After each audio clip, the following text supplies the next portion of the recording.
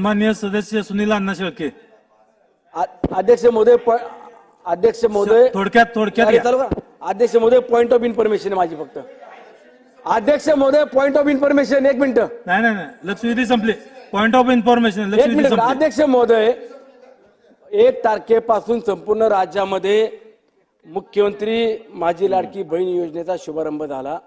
संपूर्ण राज्यातली परिस्थिती पाहिली तर प्रत्येक केंद्रावरती तलाठी कार्यालय असेल किंवा प्रत्येक शासकीय विभागाच्या भागामध्ये महिला भगिनी मोठ्या संख्येने जाऊन फॉर्म भरण्याचं किंवा अर्ज मागण्याचं काम करतायत. आणि हे फॉर्म घेत असताना या संपूर्ण योजनेमध्ये तलाठी, ग्रामसेवक, अंगणवाडी सेविका, मदतनीस या सर्व शासकीय कर्मचाऱ्यांना त्या ठिकाणी काम करण्याच्या सूचना दिलेल्या आहेत. आणि या ठिकाणी अध्यक्ष महोदय फॉर्म घेत असताना महिला भगिनींना काही चुकीच्या पद्धतीने माहिती दिली जाते की फॉर्म संपत आलेले आहेत. जर तुम्हाला फॉर्म पाहिजे असेल तर 1 रुपयाचा फॉर्म झेरॉक्स 100 रुपयाला घेतला जातो. काही ठिकाणी तलाठी कार्यालयामध्ये उत्पन्नाचा दाखला मिळावा याकरता देखील काही पैसे मागितले जात आहेत. माझी सन्माननीय महसूल मंत्र्यांना विनंती आहे की आपण संबंधित अधिकाऱ्यांना तात्काळ याबाबत सूचना द्यावी की या योजनेमध्ये कुठल्याही प्रकारचे पैसे देऊ नये किंवा कुणी मागितले त्यावरती कठोर कारवाई करावी. शासनाने याच्यावरती दखल घ्यावी. सन्माननीय अध्यक्ष महोदय, सन्माननीय सदस्य सुनील अण्णा शेळकेंनी जो प्रश्न उपस्थित केला याच्यावरती काल माननीय मुख्यमंत्री महोदयांनी सरकारची भूमिका स्पष्ट केलेली आहे. माननीय उपमुख्यमंत्री अजितदादा पवार साहेबांनी देखील त्याच्यावर सभागृहात निवेदन केलेलं आहे. वरच्या सभागृहामध्ये आज सन्माननीय महिला बालकल्याण मंत्री श्रीमती आदित्यताई तटकरेंनी देखील याच्यावर निवेदन केलेलं आहे. या ठिकाणी मी देखील सरकारच्या वतीने स्पष्ट सांगतो की 31 ऑगस्ट पर्यंत यावर आदित्य तटकरेंनी 31 ऑगस्ट पर्यंत या योजनेला मुदतवाढ दिलेली आहे. 1 पैसा देखील कुठल्याही कर्मचाऱ्यांनी याचे अर्ज भरण्यासाठी, दाखले काढण्यासाठी जर मागितले, काल 1 मिनिट माझं संपू द्या. अरे आमचं संपू द्या ना, मग बोला. ऐकून हो, त्यांचा माईक कसा चालू केला ऐकून घ्या. मंत्री महोदयांचं होऊ द्या. ऐकून घ्या. 1 पैसा देखील जरी कुणी घेतला तरी त्याच्यावर कारवाई करण्याचे आदेश दिलेले आहेत. काल एका तलाट्याला तातडीनं जिल्हाधिकाऱ्यांनी निलंबित केलेलं आहे. आणि मुदतवाढ दिल्यामुळे कुठेही अशा पद्धतीची गर्दी होणार नाही.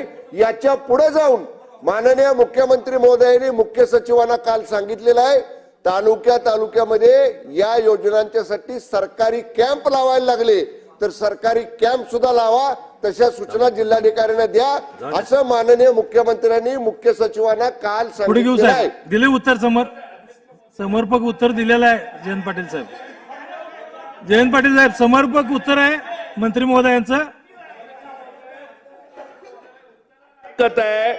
अध्यक्ष महोदय, तुम्ही खालून अध्यक्षांना कसं काय कुठे सांगताय? अध्यक्ष महोदय, मुद्दा एवढाच आहे की आज टीव्हीवर तलाठी पैसे घेतायत अशी हे अर्ज देण्यासाठी बातम्या चालू आहेत. अध्यक्ष महोदय, काही उत्साही कार्यकर्ते स्वतःचे फोटो लावून अर्ज भरून घेत आहेत आणि त्याला काही फी लावतायत, त्याला जादा अतिरिक्त पैसे घेत आहेत. राज्यभर महिलांची फसवणूक करण्याचा कार्यक्रम महाराष्ट्रात चालू आहे. माझी विनंती मंत्री महोदयांना एवढीच आहे की असे जे काही अर्ज असतील ती शासकीय कार्यालयात स्वीकारा. वेगवेगळ्या संघटना आणि संस्थांचे फॉर्म भरायचं बंद करा आणि सरकारी कार्यालयात अर्ज ठेवा, सरकारी कार्यालयात अर्ज भरून घ्या. मंत्री महोदय, शेवट दादा बोलणार. सन्माननीय अध्यक्ष महोदय, भाऊ बोलताय. सुधीर भाऊ. सन्माननीय जयंत पाटील साहेब जे म्हणाले, काही कार्यकर्ते अध्यक्ष महाराज हे काँग्रेसच्या जाहीरनाम्याचं खटाखट जोडून याला ते जोडण्याचा प्रयत्न करून फॉर्म छापले गेले. चंद्रपूरमध्ये तर शेवटी एसपी ला आदेश द्यावा लागला की अशा पद्धतीने मुद्दाम गैरसमज समाजात पसरवायचा. महायुतीच्या सरकारने केलेली योजना बदनाम होण्यासाठी काही सेंटरचे लोक जे विशिष्ट भूमिकेचे आहे तेही अशा पद्धतीने 1 रुपयाचे 10 रुपये 50 रुपये मागतायत. आणि म्हणून सरकारच्या वतीने अशा सेंटरला रद्द करण्याचा निर्णय घेण्यात येईल. अशा सेंटरची तक्रार आली की एका विशिष्ट राजकीय पक्षासाठी हे काम करताय, असे सेंटर पैसे मागितले म्हणून रद्द करण्यात येईल.